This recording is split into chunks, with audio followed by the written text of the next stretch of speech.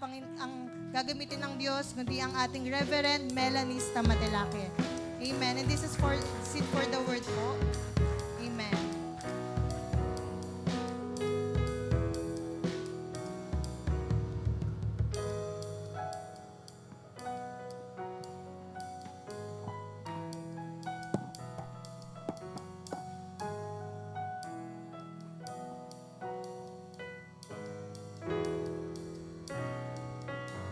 Amen.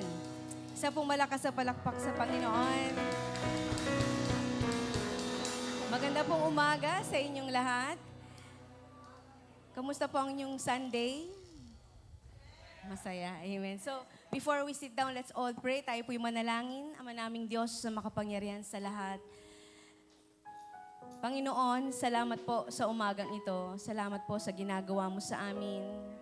Ang magising lang po kami ng umaga, kami ay buhay pa. Isa na pong sapat na dahilan para ikay aming purihin, sambahin. Lord, we thank you for the breath that you have given us, for the life that you have given us. And Lord God, thank you for the grace and the mercy na tuloy-tuloy niyo pong ibinibigay sa inyong mga anak. Sa umagang ito, Panginoon, pagpalain niyo po ang bawat isa. Huwag pong masayang ang aming araw na hindi ka po namin nadama, na hindi po namin naranasan ang iyong presensya. Marami pong salamat sa pag-ibig mo. Sa umagang ito, ikaw lang po, Panginoon, ang mapapurihan, maluwalhati at maitaas.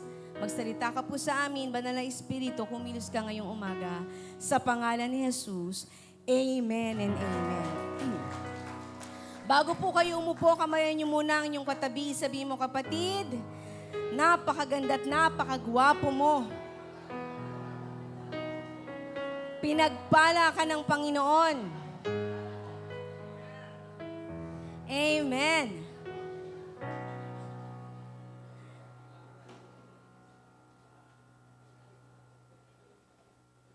Ayan. Praise the Lord. Salamat po sa lahat po ng nakiisa sa ating The Echo Night. We do it every once a month sa iba-iba pong lugar, and we're very blessed na nangyari po ito last Friday night here.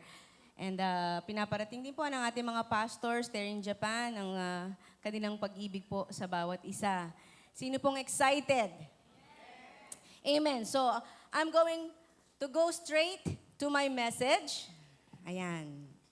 Meron po akong hawak na baso dito. Sabihin mo nga, cup. Ayan. Alam ko yung iba sa inyo, alam na yung illustration na to. You've seen it many times, you've heard it many times. Pero sa tingin nyo, gaano kabigat tong cup na hawak ko? Magaang, 200 grams.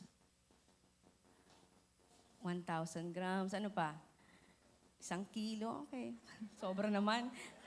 Hindi pa ako nag-workout, ha? Alright. Ang tanong, sa tingin nyo mabigat to? Hindi, di ba? Sino nagkape kaninang umaga? Kung hahawakan ko tong cup na to ng sandali lang, kaya ko. Pero kung hahawakan ko siya ng 1 minuto, okay lang, okay lang. Habang nagpipreach ako ng 10 minutes, kaya ko pa, di ba? Pero kung mga 30 minutes, anong sa tingin nyo? Mga ngalay na ako, di ba?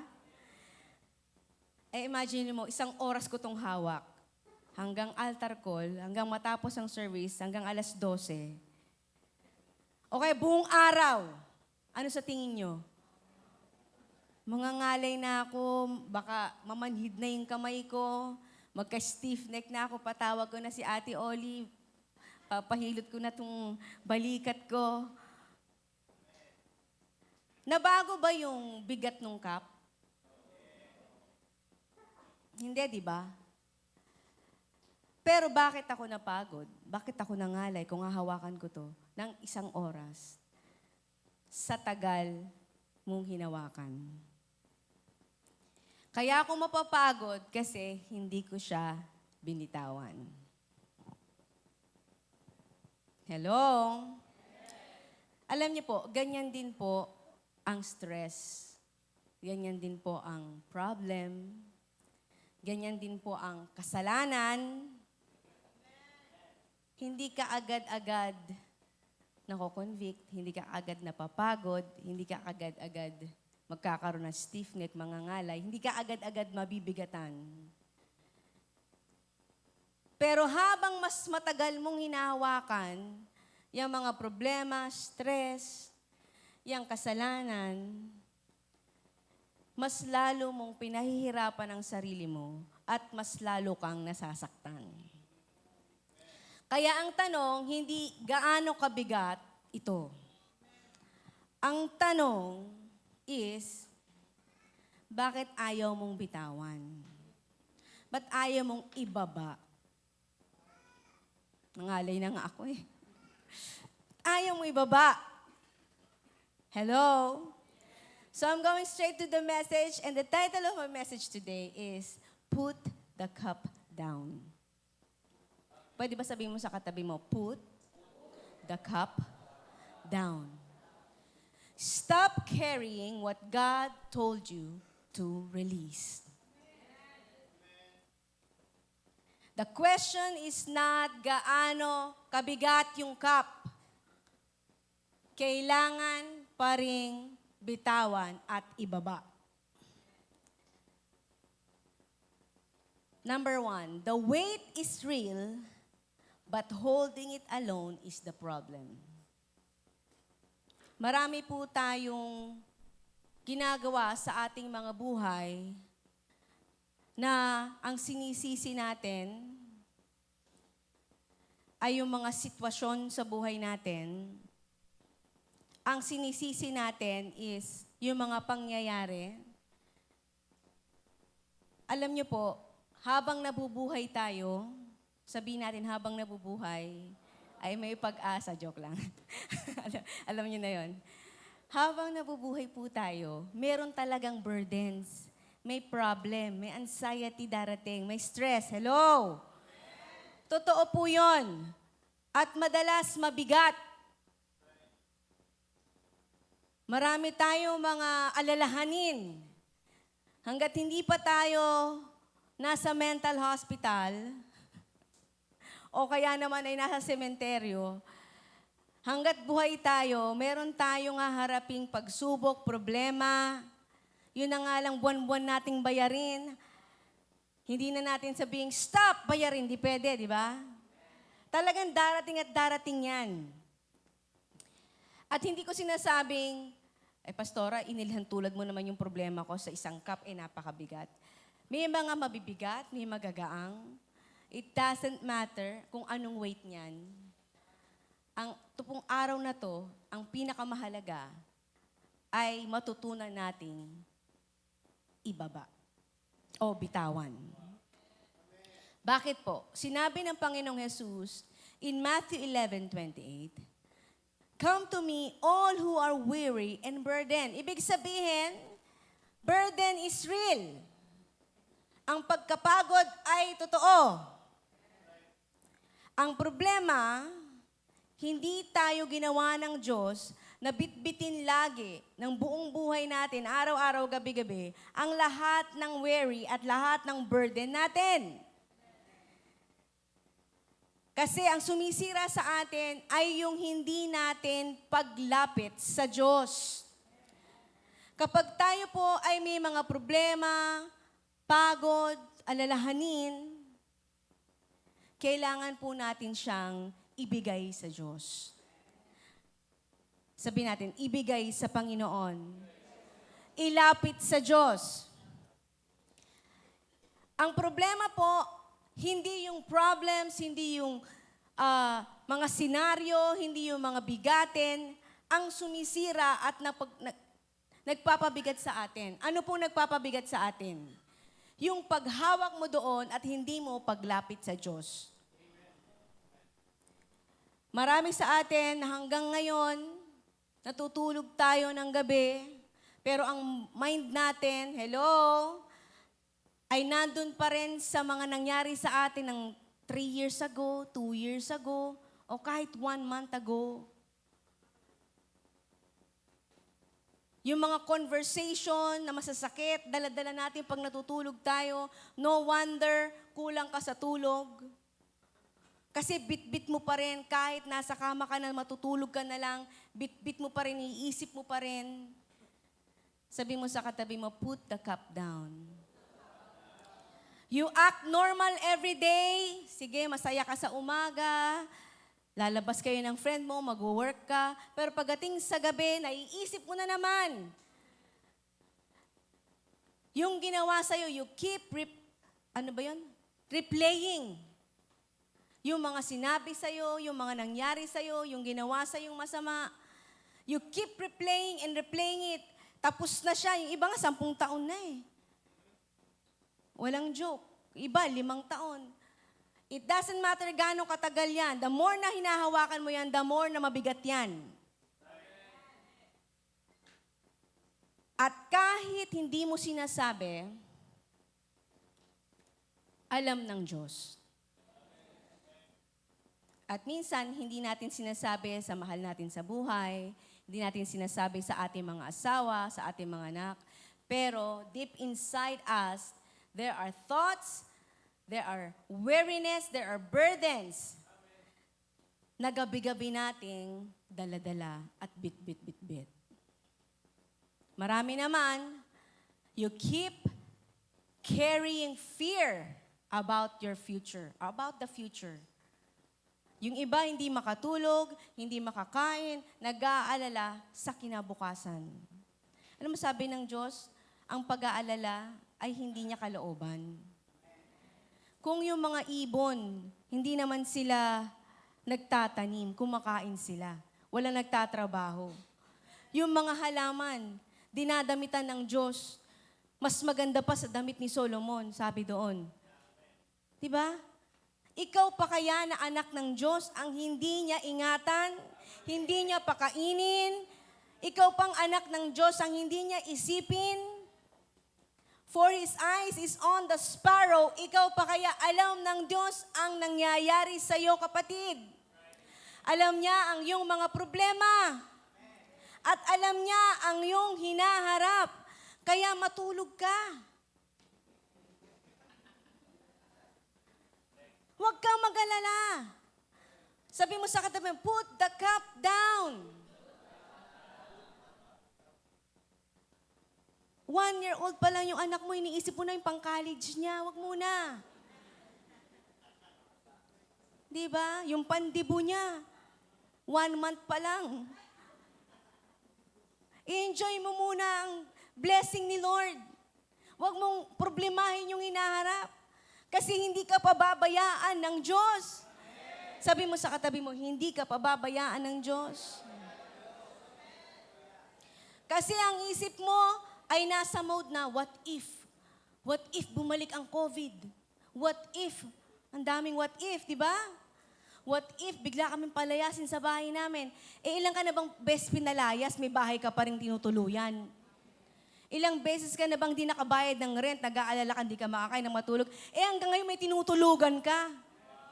Ilang beses ka nag-aalala, Lord, wala akong pambayad ng kuryente. Ngayon, nakaka-charge ka ng phone. Nang libre pa. Alam mo bang wala nang libre ngayon? Kaya kapag nakakapag-charge ka ng phone, hindi ka nagbabayad, ibig sabihin may nagbayad nun. Pero, yung phone mo, laging full bat. Lagi pang may load. Di ba? Ganon kabuti ang Diyos. At ang dami, this is where we fail. Lord God, paano kaya kung mawala ako sa trabaho? May trabaho ka pa niya na naiisip mo yung mawala. Hindi pa nangyayari, pinoproblema mo na. Paano pag ganyan, ganyan, ganyan? What if you're not living at the present and yet you're suffering in the future? That hasn't been happen. Hindi pa nangyayari, pinoproblema mo na. Kakapanood mo ng telenovela, sabi mo sa asawa mo, tumiting ka, may babae ka, no? Meron. Umamin ka na. Wala naman. Ilang mga babae ang ganyan. Kakapanood ng Korean telenovela. Pagbaba ng bahay, katatapos ng panonood, sabi mo, umamin ka na. Ang alin? Sabi, wala pa, inaalala mo na. Why? Bakit tayo napapagod? Bakit tayo hindi nakakatulog? Bakit tayo aligaga? Because you are carrying something you were never commanded to keep. May mga dala-dala tayo sa buhay natin na hindi inutos ng Diyos na buhatin mo hanggang nabubuhay ka. Ang gusto ng Diyos, bago ka matulog, bago may pikit ang iyong mga mata, huwag mong hayaang bumaba ang araw na hindi ka nagpapatawad. Put the cup down. You are carrying something that God already told you to release.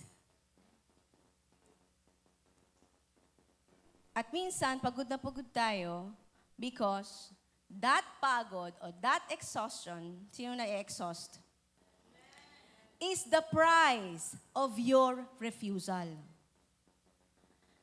Yung pagod mo, yung sakit ng ulo mo, yan ang price ng hindi mo pagsunod sa Diyos. Ibig sabihin ba, kaya ka napapagod, kaya ka aligaga, kaya ka problemado, pinaparusahan ka ng Diyos? Hindi. Yan ang consequences ng disobedience mo. Because God says, forgive, and you do not forgive. Ano nangyari? Bitterness grows. Sabi ng Diyos, mag-forgive ka. Ayaw mo mag-forgive. Hanggang ngayon, bit mo yung galit mo, yung puot mo. Ano nangyari? Yung inis lang, naging galit, naging puot, naging kasalanan na. Bandang huli, ano na? Pati katawan mo na, magkakasakit ka na. Ang dami mga taong may sakit sa puso, hindi dahil malakas silang kumain o may problema sila sa katawan. Ano? Ayaw magpatawad, maraming bitbit na sama ng loob. And that's true. Marami tayong mga bitbit na God told us to release, and because we disobey, we do not come to the Lord. Ang consequences, ano? Sabi ng Lord, trust me. Pero ayaw mo mag-trust. Anong resulta? Anxiety. Because you do not trust the Lord. Kaya marami ngayon ang merong anxiety problem. Yung panahon namin, walang mga ganyan, anxiety ganyan eh, o depression eh. Lagi lang sinasabi, matulog ka, kumain ka. Itulog mo kasi yan. Pero ang totoo niyan, yan yung mga consequences ng hindi natin pagtitiwala sa Diyos. Kaya nagkakaroon ka ng nervous breakdown, anxiety, because the Lord told you to forgive, ayaw mag-forgive. The Lord told you to trust Him, ayaw mag-trust sa Lord. Kaya ano nangyari? Anxiety increases. And the more you don't trust the Lord, the more you become weary. At ang utos ng Diyos, come to me and give it to me. Pero ayaw mo. Kaya ano nangyari? The weight still stays on. Mabigat pa din. Kaya yung pagkapagod, pagkabalisa, hindi yan random. It is a natural result of holding of what should have been surrendered. And that is consistent with Matthew 11:28. Ang sabi ng Diyos doon, come to me, all who you are weary and heavily burdened, and I will give you rest. Jesus offers rest. Pero, for only those who come to Him. If you don't come to Jesus, if you don't come to the Lord, you don't get the rest you needed. Parang mat lang yan, 1 + 1 = 2. The Lord said, come to me. Pag may problema ka, ang una mong nilalapitan, si Sister Marites. Ilang problema na, ang ikaw rin ang may kasalanan. Dahil kwento mo kung kani-kanino, bandang huli, alam na ng buong mundo. Eh sabi ng Panginoon, sa akin mo sabihin. Hello? Ilapit mo sa Diyos. Pag may sakit, may karamdaman, ang unang lalapitan, mangungutang. Hanggat wala na, napuntahan mo na, utangan mo na lahat. Pag wala ng pag-asa, huli ang Diyos. Wala na tayong pag-asa, si Lord na lang talaga. Huli na! Unahin mo lagi ang Panginoon. Kaya naniniwala ako, hindi lahat ng pagod kasalanan. Alam ko yun. May mga napagod lang talaga dahil.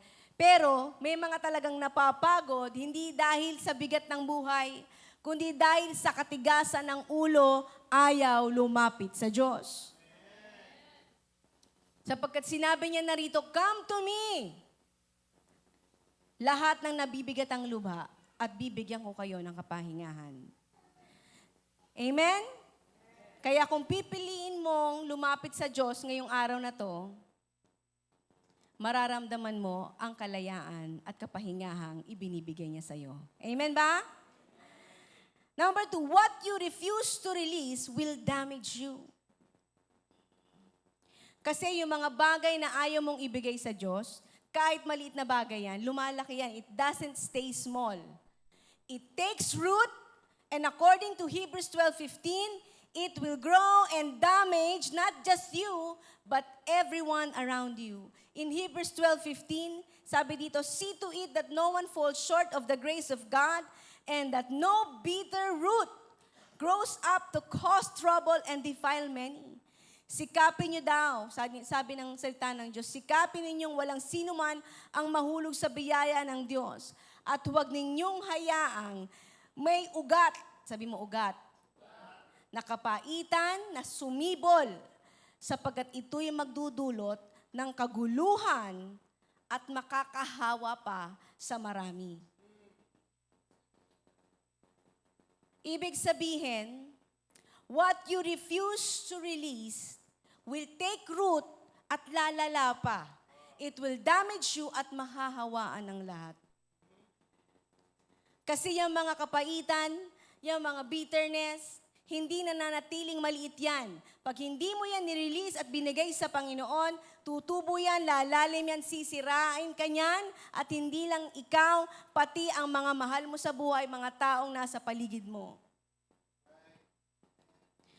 At we have to be honest, because some of us are spiritually tired, not because life is hard, but because you're holding on to something too long.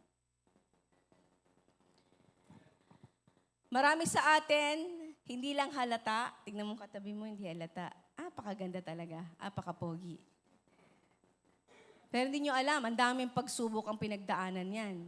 Pero nakatayo pa rin dahil mabuti ang Diyos. Amen? Pero marami sa atin, ang tinatago mo lang, bit-bit mo ng matagal. Kapatid, huwag mo nang hayaang bumagsak ka na lang isang araw.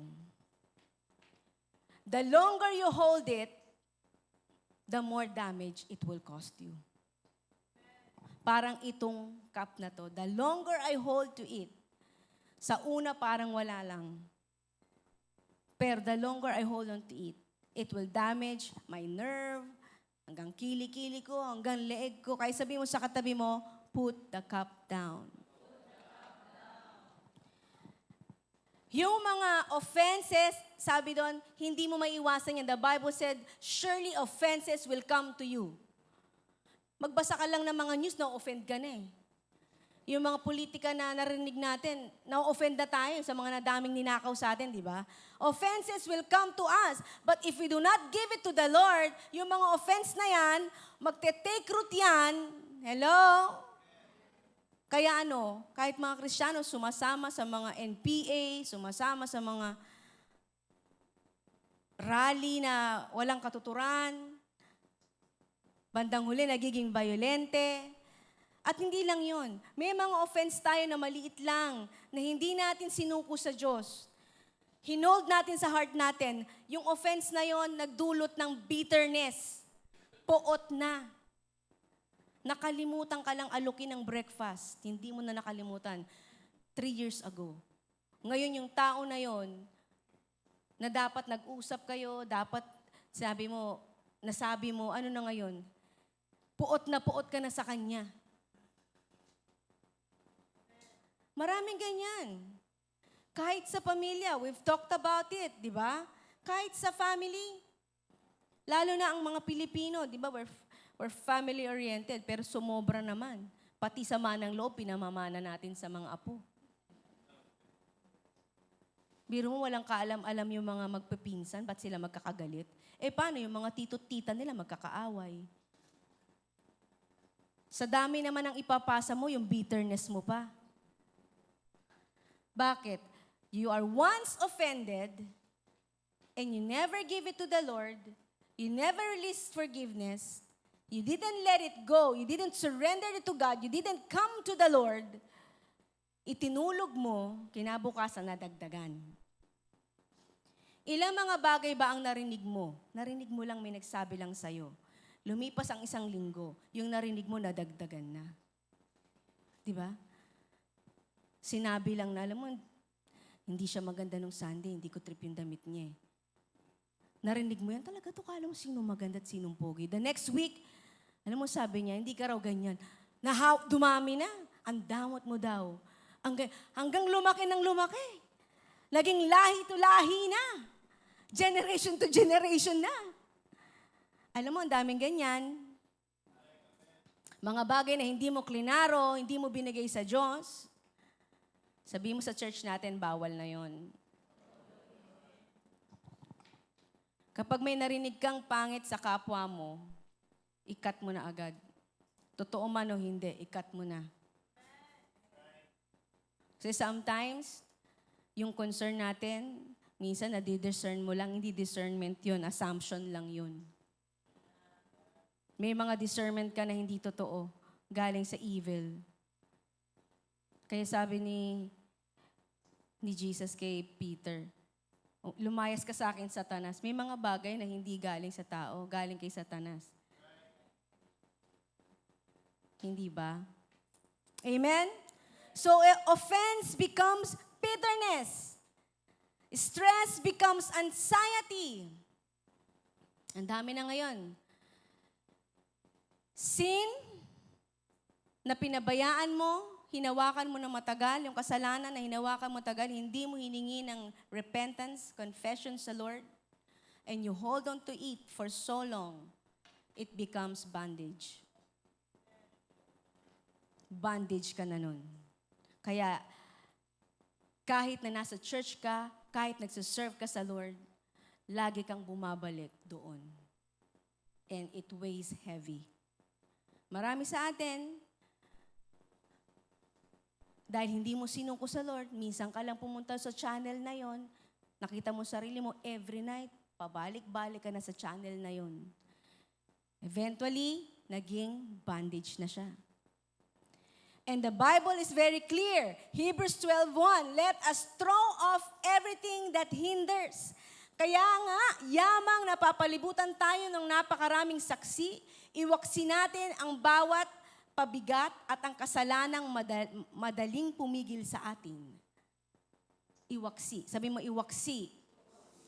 Itapon. Diba? Ang mga kasalanang madaling pumigil sa atin at tumakbo tayo ng may pagtitiis sa takbuhing inilagay sa atin. Hindi sinabing hawakan mo, i-manage mo, i-analyze mo. Hindi sinabing yung ating mga kahinaan, yung ating mga bitbitin, ating mga problema, i-manage mo. I-manage mo lang. Kasi every Sunday naman, you can go to the altar. I-maintain mo lang. No. I-manage, i-analyze. It doesn't say, the Bible, it doesn't say analyze, manage it. Hello! Hindi sinabing alagaan mo at pag-aralan mo. Ang sabi, throw it off. Iwaksi. Pero itong mas matindi, you don't just throw it off anywhere. You give it to the Lord. Kasi kung saan mo lang siya itatapon, bandang huli, babalikan mo yan bukas.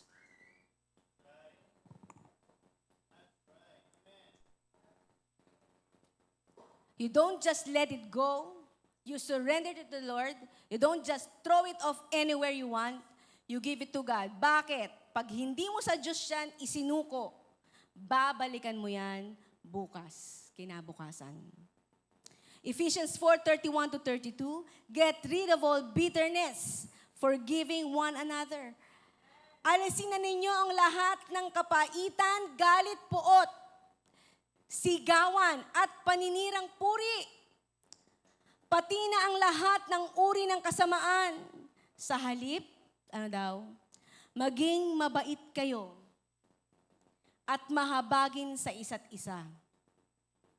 At magpatawad kayo sa isa't isa, gaya ng pagpapatawad sa inyo ng Diyos kay Kristo. Grabe, no? Sometimes we have to remind ourselves how to be Christian. Because we are not in a social club. A church is not a social club. Hindi tayo narito dahil pare-pares lang tayo ng trip. Hello? Nandito tayo kasi pare-pares tayong may dapat isuko sa Diyos. At gusto natin magpagamit sa Panginoon. At gusto nating ayusin ng Diyos ang buhay natin para maging salt and light tayo to the world. Pero bago mangyari yung kailangan natin isuko ang buhay natin sa Diyos. Hello? Alisin ninyo ang lahat ng kapaitan, ang hirap magpakabuti. Ang hirap magpakabait. Mag-drive ka lang sa labas, sino mga driver dito? Kung di ka Christian, buti na lang walang baril sa tabi mo. Parang gusto mo na lang. Minsan nga, si Chad sabi niya, baby, bibili ako ng baril. Water gun. Water gun na lang eh. Gagawin daw niya eh. Sabi ko, baby, sobrang nakakainis mag-drive dito, di ba? Pero ang sabi ng Panginoon, iwasan niyo lahat yan. Alisin niyo lahat yan. Pati raw sigawan. Iman mo sigawan, no? Ilang Kristiyano, hindi mo palam Christian kung makasigaw sa kapitbahay, grabe. Malaman-laman mo, born again pala pag Sunday. Paninirang puri. Kahit totoo pa yan, hindi totoo, hindi ka sigurado o totoo pa, huwag mong sirain ang kapwa mo. Alam mo, sinasabi ko lang sa inyo to kasi para lang alam mo, mga ganun pa eh. Para lang ipag-pray natin. Ikaw na lang mag-pray. Huwag mo nang sabihin sa iba. Kung talagang concerned ka, ikaw mag-pray. Pray to that person. Do not gossip that person. Kung totoong galing sa Diyos yan, i-pray mo lang. Huwag niyong pag-usapan sa table. Pag nasa isang table ka at may pinag-uusapang isang tao, umalis ka doon kasi one day, ikaw naman ang topic doon.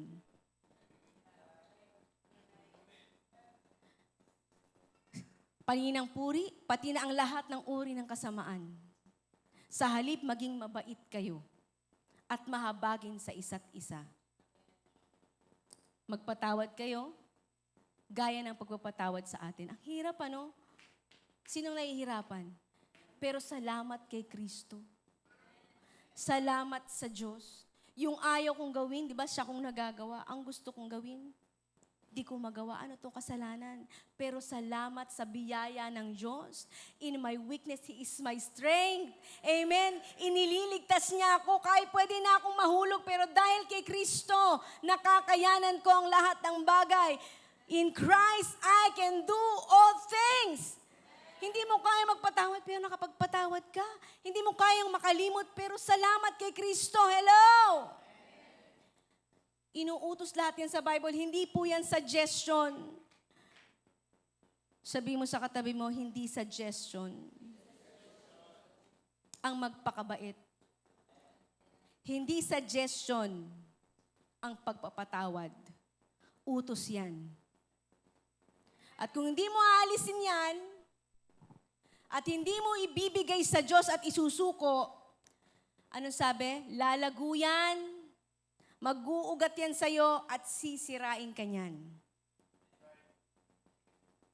As long as you hold on to all these things, including unforgiveness, you are choosing the weight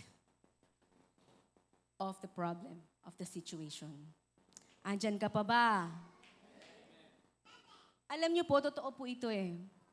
And sometimes, pag nasa church ka, ang gusto mo lang marinig lagi, pagpapalain ka ng Diyos, bibigyan ka ng bahay, yayaman ka, makakatapos ka ng pag-aaral, aayusin ng Diyos ang pamilya mo. Wow, ang sarap pakinggan, ano? Sinong masaya doon? Wow, di ba? Pagagalingin ka ni Lord, ang sarap. Yung mga, sabi ni Pablo yan eh, in the last days, ang gusto na lang ng tao, yung makakakiliti ng tenga nila. Pero pag sinabing mag-ayos ka, magpatawad ka, huwag kang mapuot, maging mabuti ka, maging mabait ka, ayaw nating marinig. Ano ba na yung message ni Pastora? Parang naman nakaka-condemn na to ah. Pero doon tayo aayos, doon tayo gagaling. Doon tayo magiging Kristiyano. Pag hindi ka na naging chismosa. Ang daming Christian hanggang ngayon, chismoso at chismosa. Galit na galit ang Diyos. Maraming simbahan na hindi nawasak ng persecution, nawasak ng chismis. Hello? At hanggang ngayon, maraming Christian ang lumalakad ng merong puot sa puso. Ang galing-galing mo. Pero hanggang ngayon, hindi ka pa rin nagpapatawad.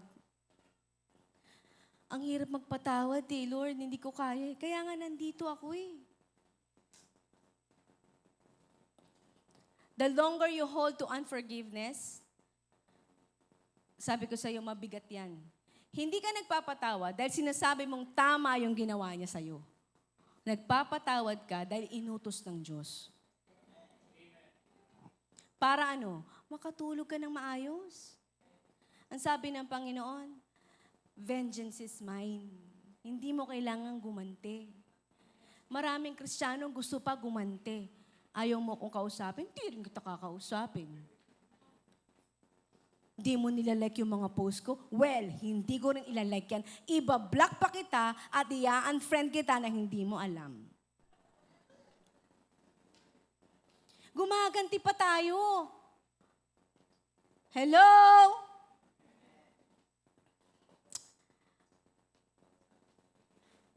Today, the Lord is asking us to put the cup down. The longer you hold on to it, hindi lang po problema, hindi lang weariness, hindi lang takot sa future, maging mga hidden sin. The longer you hold on to it, it will kill you. Because the flesh is weak. Maraming Kristiyano ang may double life and sad. And it's sad.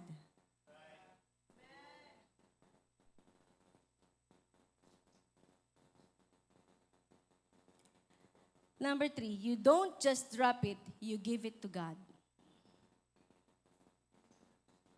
Alam niyo minsan yung salitang let it go, it sounds nice, di ba? Let it go. Pero incomplete yun eh. Naisip ko, it's incomplete. In 1 Peter 5:7, cast all your anxiety on Him because He cares for you. You don't just let it go. You cast it unto the Lord. Cast means intentional release, pero may direction. In 1 Peter 5:7, ihagis ninyo sa Kanya ang lahat ng inyong kabalisahan, sapagkat kayo'y Kanyang inaalagaan. Hindi sinabi ng Diyos, itago mo, itulog mo na lang yan, tiisin mo, sarilinin mo. Ang sabi niya, ihagis mo kanino? Sa Kanya, ganun siya kabuti. Ihagis mo sa Kanya, ibig sabihin, hindi mo na dapat yan hawak ngayon. Hindi mo na dapat yan bit-bit ngayon.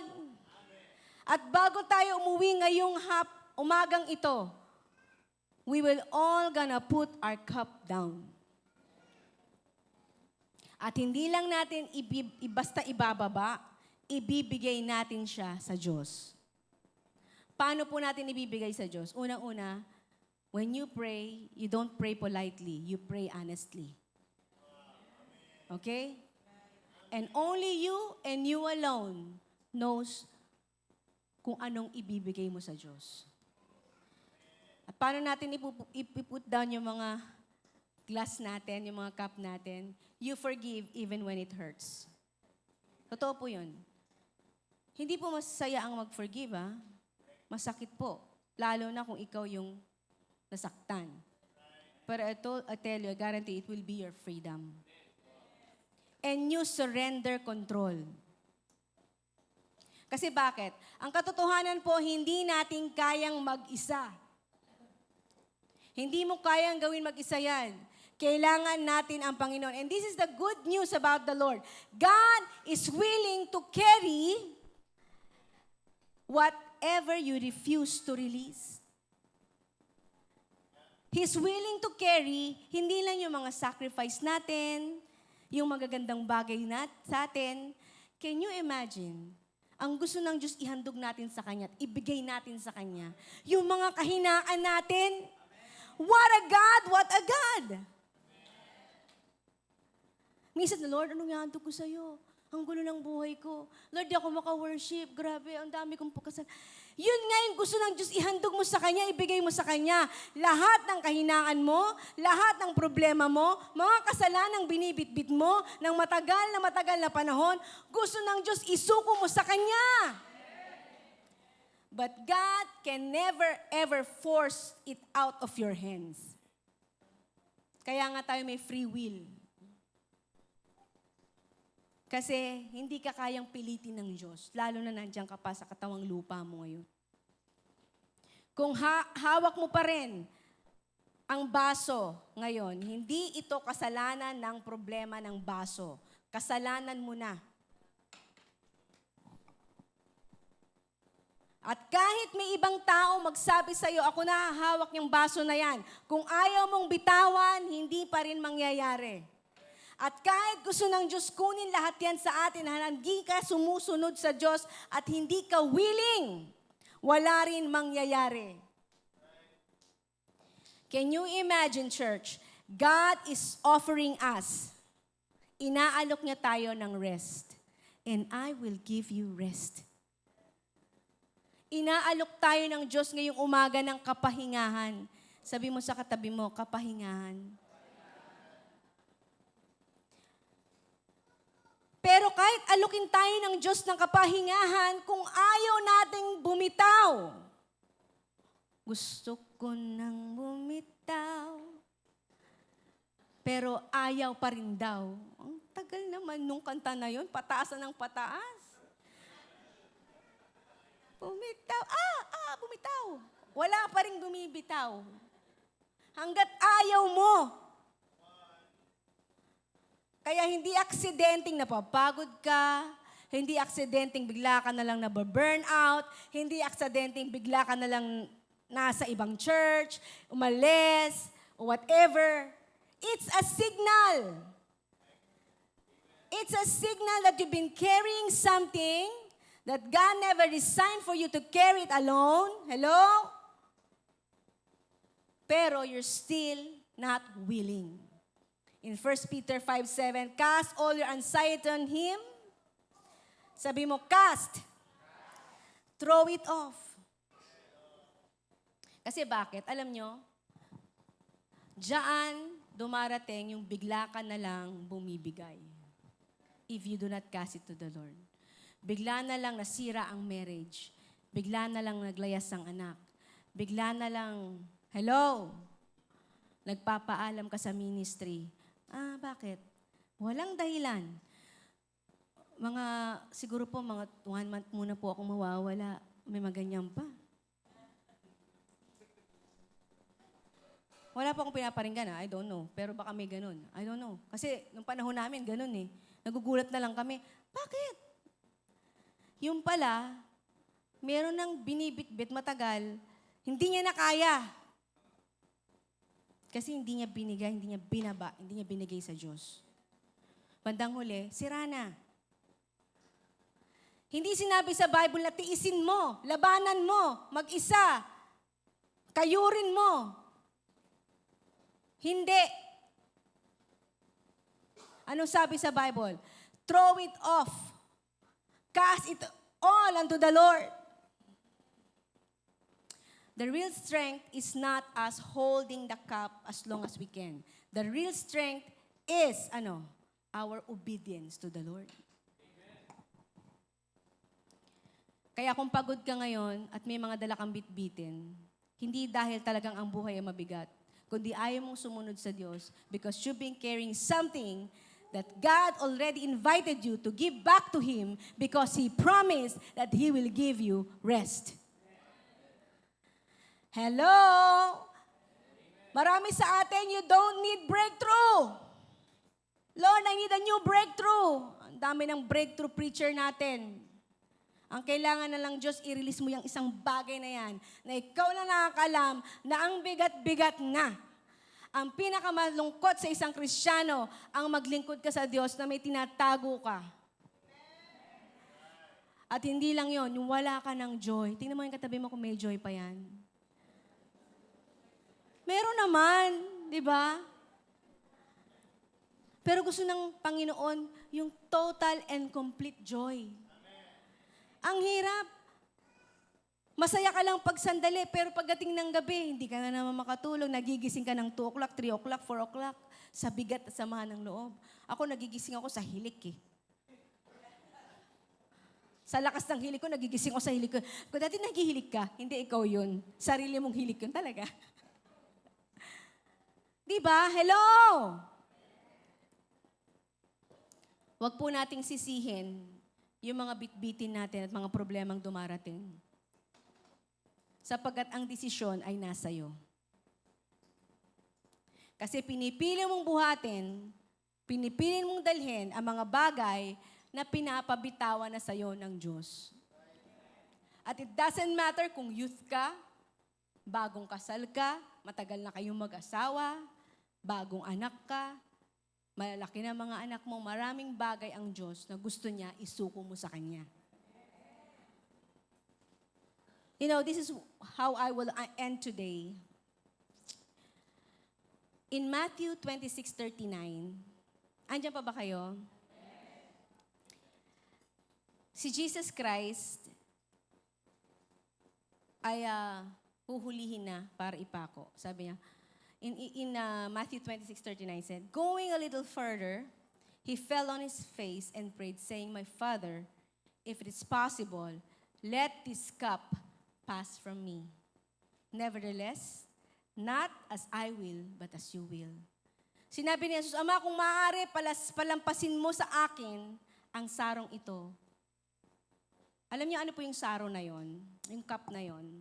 In Psalm 75, yung cup na yon, hindi lang basta hirap sa cross, but it is the weight of the world, kasalanan ng tao.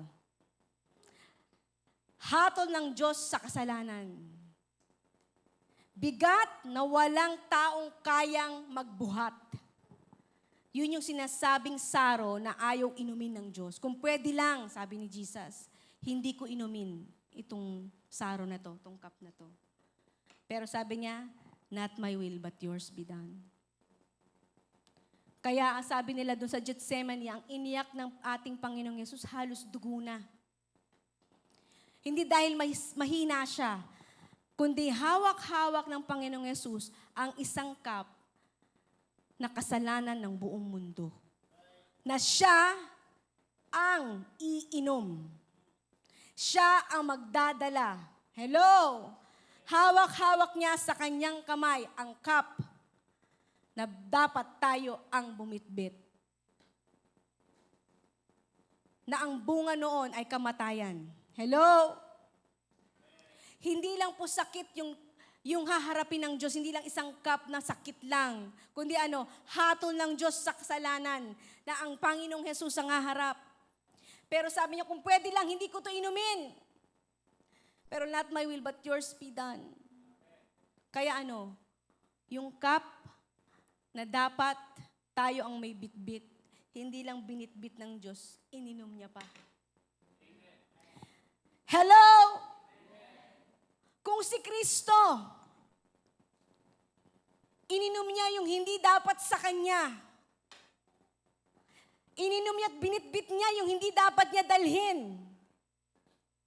Ikaw pa kaya? Bakit hanggang ngayon hawak-hawak mo ang isang bagay na matagal nang binayaran ni Kristo? God already paid for that. Binitbit na ni Kristo lahat ng bigatin mo, lahat ng alalin mo, lahat ng kasalanan mo. And the question is, if Jesus could lay down His will in the garden, then today, you can lay down what you've been holding on. Put the cup down. Come to the Father, release it, and don't pick it up again. Kasi, ang totoo, makinig ka, hindi natin kaya. Ang may kaya lang bumitbit ng cup na to, si Jesus. Kaya siya namatay sa krus ng Kalbaryo. Kasi hindi mo kayang binitbitin, binitbit na niya. Hello, church! If you're tired, if you're weary today, not just physically, pero inside of you, meron kang mga bigatin, meron kang mga alalahanin. Hindi tayo pinapahiya ng Diyos ngayon. Inaanyanyahan na tayo. Hello? Because the longer you hold on to it, the heavier it becomes. I guarantee you, the longer you hold on to it, mga maling relasyon, hello?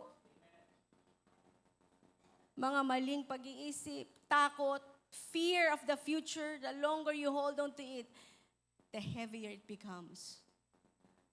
But the moment you release it to the Lord, hello, church? The good news is, the moment you release it to God, you finally become free. So today, put the cup down, because Christ already carried the ultimate cup. Tayo pong lahat ay tumayo. Amen. Sinong excited? Sinong grateful? Lord, thank you. Hindi pala namin dapat bitbit tong cup na to.